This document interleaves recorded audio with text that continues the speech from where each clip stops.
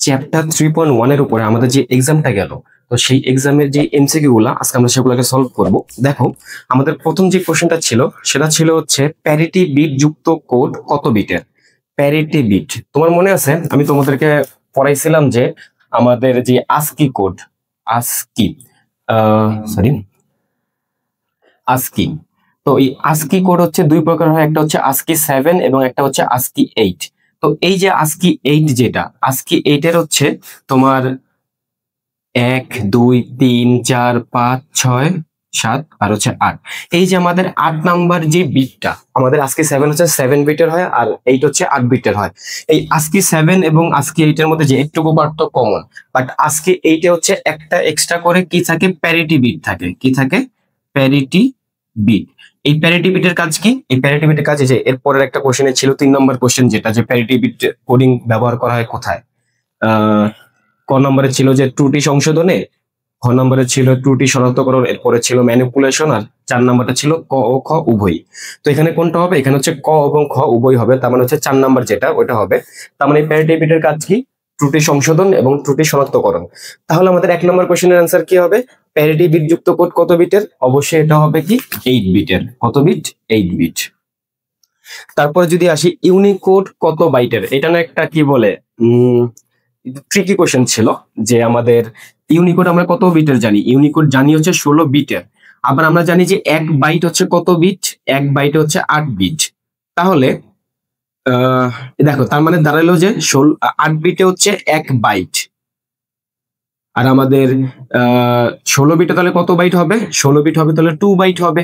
আমি কিন্তু বিট দিই নাই, আমি কোশ্চেনে দিয়েছিলাম হচ্ছে কত বাইটের কোড, তাহলে হচ্ছে আমাদের অ্যান্সার কত হবে? 2 বাইটের কোড। কিন্তু হচ্ছে ওই যে সবাই মুখস্থ করে গেছিল যে 16 বিট 16 বিট, বেশিরভাগ পোলাপান হচ্ছে দাগেছে 16। 3 নম্বর কোশ্চেন তো বললাম মাত্র, যে প্যারিটি বিট কোডিং ব্যবহার করা হয় কোথায়। 4 নম্বর কোশ্চেনে আসো, অক্টাল পদ্ধতিতে 1 বাইটকে প্রকাশ করার জন্য কয়টি সংখ্যা প্রয়োজন? এখন দেখো, 1 বাইট মানে হচ্ছে 8টা বিট, 1 2 3 4 5 6 7 8, 8টা বিট। এখন আমরা কি জানি যে অক্টালে আমাদের কি হয়? অক্টাল হচ্ছে 3 বিটের বাইনারি। 3 বিট বলতে এই যে ধরে নাও এই 3টা হচ্ছে একটা সংখ্যা প্রকাশ করবে, এই 3টা হচ্ছে আরেকটা সংখ্যা প্রকাশ করবে। বাট দেখো 8 বিট মানে 1 বাইটের জন্য তো 8 বিট, তাহলে আরো 2টা বিট রয়ে গেছে। তো এটার জন্য আমরা কি করতাম? যে এর আগে একটা শূন্য দিয়ে দিতাম, তারপর হচ্ছে একটা বানাইতাম। তার মানে মিনিমাম কয়টা লাগে? মিনিমাম তো তোমার 3টা সংখ্যা লাগবেই। তাহলে অ্যান্সার কত হবে? 3টি। এরপর আমরা আসি যে 5 নাম্বার, ইউনিকোডের মাধ্যমে সম্ভাব্য কতগুলি চিহ্নকে নির্দিষ্ট করা যায়। এটা তো মুখস্থ, বাট এখানে আমি একটা ট্রিকি কোশ্চেন করছি যে 65,535 আর হচ্ছে 36 দিয়ে দিয়েছিলাম। অনেকেই 35 দাগেছে, বাট রিয়েল অ্যান্সার হচ্ছে গ, যেটা হচ্ছে 65,536। এরপর আসি যে আমাদের 6 নাম্বার কোশ্চেন, নন পজিশনাল সংখ্যা কোনটি? এখন দেখ, আমাদের অপশন গুলোতে ছিল 5 1 0 1 1, তারপর হচ্ছে এ, তারপর হচ্ছে ভি। এগুলোর ভিতরে দেখো 5 তো তুমি জানো ডেসিমেল, এটা ধরে নাও এটা হচ্ছে বাইনারি, এটা ধরে নাও হচ্ছে হেক্সাডেসিমেল, বাট এটা তো তুমি পড়ো না। এটা কি ছিল? রোমান সংখ্যা ছিল। এবং আমি পড়ানোর সময় বলছিলাম যে আমাদের যে রোমান সংখ্যা সেটা হচ্ছে কি নন পজিশনাল সংখ্যা।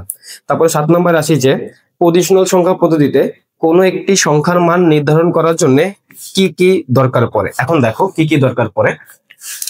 ধরো নাও তুমি একটা ডেসিমেলের একটা সংখ্যা নিলা যে 27, এটার স্থানীয় মানটা কিভাবে কাউন্ট করে বলো তো? 7 ইন্টু 10, 7 ইন্টু 1 দিতা, তাই না? তুমি ছোটবেলায় যে আমরা স্থানীয় মানটা করতাম, তারপরে 2 ইন্টু 10 দিতা। আসলে কিন্তু এটা 1 না, এটা হচ্ছে বেজের উপর পাওয়ার 0, এটা বেজের উপর পাওয়ার 1, এরপরে দিলে কত হইতো? 10 টু দি পাওয়ার 2 আসতো, এরকম করে করে যায়। তার মানে দেখো এখানে এই পজিশনাল সংখ্যার ভিতরে তোমার কি কি লাগতেছে।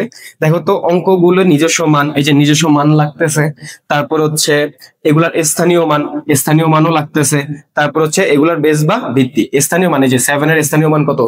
7, 2 এর স্থানীয় মান কত? 20, এরকম না? আর হচ্ছে আমাদের সংখ্যা পদ্ধতির যে বেসটা মানে 10, সেটাও লাগতেছে, তাই না? এগুলো তোমার হচ্ছে লাগে। তাহলে আমাদের অ্যান্সার কত হবে? অ্যান্সার হবে 7 এর 4। এরপর আমরা যদি আসি 8 নম্বরে, এখন 8 নম্বরে কি বলা আছে দেখো, দুটি সংখ্যার পার্থক্য দেওয়া আছে। দেখো এই যেখানে দুটি সংখ্যার পার্থক্য, ধরে নাও এটা আমাদের দুইটা সংখ্যা, এই দুটা সংখ্যার পার্থক্য হচ্ছে কত? মানে বিয়োগফল হচ্ছে 1f 16। 1f16 হলে তোমার প্রথম সংখ্যাটা হচ্ছে 58 10। প্রথম সংখ্যাটা কত? 58 10। তাহলে আমাদের বলছে দ্বিতীয় সংখ্যাটা মানে এইটা কত। এখন এইটাকে বের করতে গেলে আমরা কি করব? এই যে এটাকে পাশে নিয়ে যাবো আর এটাকে পাশে নিয়ে আসবো। তার মানে কি দাঁড়ালো 58 10 মাইনাস 1f16 ইকুয়াল টু আমাদের ওই যে ওইটা চলে আসে, তাই না? ওইটা। এখন এটাকে দেখো আমাদের অপশনগুলোতে সবগুলো বাইনারিতে দেওয়া। তুমি জাস্ট কি করবা, এই যে এইটাকে, এই 58 তো আনলা, এই 1f কে ক্যালকুলেটরে চাপবা, ক্যালকুলেটর চেপে হচ্ছে এটাকে, এটা তো ডেসিমেলে আছে, এটাও ডেসিমেলে আছে, জাস্ট বিয়োগ করে দিবা। আর এরপর হচ্ছে এগুলাকে যে অ্যান্সারটা বের হবে সেই অ্যান্সারটাকে বাইনারিতে কনভার্ট করে দিবা। হয়তো বুঝো না এই জিনিসটা, আমি তোমাদের বলি। তুমি চাইলে অন্য একটা কাজ করতে পারো, এটাকেও বাইনারিতে নাও, এটাকেও বাইনারিতে নাও, ক্যালকুলেটর দিয়ে আই গেস পারো। যদি না পারো হচ্ছে আমার এখানে ভিডিও দেওয়া আছে, তুমি ভিডিও দেখে নিও। তো এই দুটাকে বাইনারিতে নেওয়ার পরে জাস্ট বাইনারিতে বিয়োগ করে দাও, অ্যান্সার চলে আসবে। এরপরে আসি তোমার যে 9 নম্বর কোশ্চেন, যে বলা হয়েছে 5D15, এর পরবর্তী সংখ্যাটা কত হবে? দেখো তুমি ক্যালকুলেটর ধরবা, ক্যালকুলেটর তুমি হচ্ছে প্রথমত মোডে যাবা, মোড থেকে বেজে যাবা, বেজে যাওয়ার পরে তুমি হেক্সাডেসিমেলে যাবা। হেক্সাডেসিমেলে গিয়ে দেখো আমরা হচ্ছে একটা ধারার পার্থক্য মানে সাধারণ অন্তর কিভাবে বের করি, দ্বিতীয়টা মাইনাস আগেরটা। তুমি হেক্সাডেসিমেলে যে D-5 দিয়ে দেখো, D-5 দিলে তোমার আসবে 8। তুমি 15 মাইনাস ডি দিয়ে দেখো, তোমার আসবে কত? 8। তার মানে কি পরবর্তী যেটা সংখ্যা হবে সেটা হচ্ছে 15 সাথে আরো 8 যোগ করলে পরবর্তীটা বের হবে। তাহলে তুমি হচ্ছে ক্যালকুলেটরে 15 প্লাস হচ্ছে 8 দিয়ে দেখো, তোমার অ্যান্সার কত আসবে? অ্যান্সার আসবে হচ্ছে 1D। অ্যান্সার কত আসবে? 1D। তাহলে আমাদের এর পরের পরটা কত? 1D, যেটা কিনা আমাদের 4 নাম্বার অপশন যেটা। এরপর আসি হচ্ছে আমাদের x5 দেওয়া আছে আমাদের কত, যদি আমরা করি x5, এটা হলে এর পরবর্তী মান কত? এখন দেখো পরবর্তী মান বের করে কিভাবে, যদি আমি ডিটেলসে বলতাম তাহলে আমি তোমাকে বলতাম যে এই x এর মানটা দেওয়া আছে, যদিও x এর মান হচ্ছে 14। তো এইটাকে তুমি হচ্ছে প্রথমত ডেসিমেলে কনভার্ট করবা, ডেসিমেলে কনভার্ট করে হচ্ছে এর সাথে 1 যোগ করবা, 1 যোগ করে হচ্ছে ওইটাকে আবার হচ্ছে 5 বিন্দুতে কনভার্ট করবা। এত কিছু আসলে দরকার নাই, তুমি জাস্ট কি করতে পারো, সিম্পলি দেখো আমরা কি করতাম, 14 যে কোনো সংখ্যা পদ্ধতি যোগ আমরা কিভাবে করতাম, জাস্ট 1 যোগ করে দিতাম। দেখো এখন 4 আর 1 যোগ করলে কত হয়? 5। বাট আমাদের বলে দিছে এটা হচ্ছে 5 ভিত্তি। তো 5 ভিত্তি মানে কি, এখানে 0 থেকে শুধুমাত্র 0 1 2 3 4 এই 5টা ব্যবহার করতে পারবা। বাট এখানে চলে আসছে কত? 5 চলে আসছে। বাট আমরা তো 5 লিখতে পারি না, তাহলে আমরা কি করি, আমরা হচ্ছে বেসটাকে বিয়োগ করি, বেস বিয়োগ করে যেটা আসে ওটা আমরা লিখে দিই। এখন কয়বার বেস বিয়োগ করছি? একবার বেস বিয়োগ করছি, এখানে আমরা 1 যোগ করি। এখন দেখো 1 আর 1 কত হয়? 2, এবং আমরা 2 কিন্তু লিখতে পারি, তাহলে আমরা 2 লিখে দিলাম, শেষ। তো আমাদের পরবর্তী সংখ্যা কত? 20। এটাকে তুমি না আরেকভাবে করতে পারো।